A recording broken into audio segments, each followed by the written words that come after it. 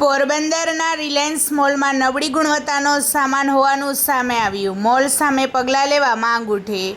પોરબંદરના છાયા રોડ પર આવેલ રિલાયન્સ મોલમાં લીધેલ સામાન નબળી ગુણવત્તાનો હોવાનું સામે આવ્યું છે, ત્યારે આ મોલ સામે પગલાં લેવા માંગ ઉઠી છે.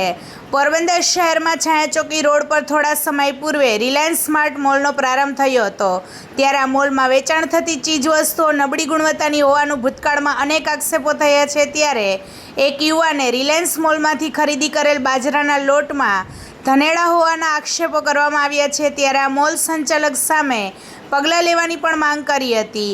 આ મોલમાં મળતી અમુક જીવન જરૂરિયાત ચીજવસ્તુઓ પણ શોર્ટલી એક્સપાયરી ડેટવાળી રાખવામાં આવતી હોવાના પણ આક્ષેપો કરવામાં આવ્યા છે. રિપોર્ટર સિદ્ધાર્થ બુદ્ધદેવ, પોરબંદર. વધુ સમાચાર જોવા માટે અમારી યુટ્યુબ ચેનલને સબસ્ક્રાઈબ કરો અને અમારા ફેસબુક પેજ અને ઇન્સ્ટાગ્રામ પેજને ફોલો કરો. આજે હું રિલાયન્સ મોલમાં આવ્યો હતો કે હાલો થોડુંક મારે કાંઈક રવિવાર હતું તે રીતે ઘરેથી મંગાવ્યું હતું તો કઠોળને હાથથી લોટને હું લઈ આવ્યો. નાની છોકરી હતું થોડીક છોકરી, તો પછી હું લેવા આવ્યો ત્યારે મેં કઠોળ લીધું તો કઠોળમાં એકદમ વાસ આવે, ફૂગાઈ ગયેલું છે ને લોટમાં ધનેરવા છે. એટલે મેં અહીંયા પછી મીડિયાને ફોન કર્યો કે ભાઈ આવી રીતના અહીંયા છે ને અહીંયા આવું હાલે, એટલે એના માટે કાંઈ પણ કાર્યવાહી થતી હોય કાયદેસર કાર્યવાહી કરવામાં સરસ.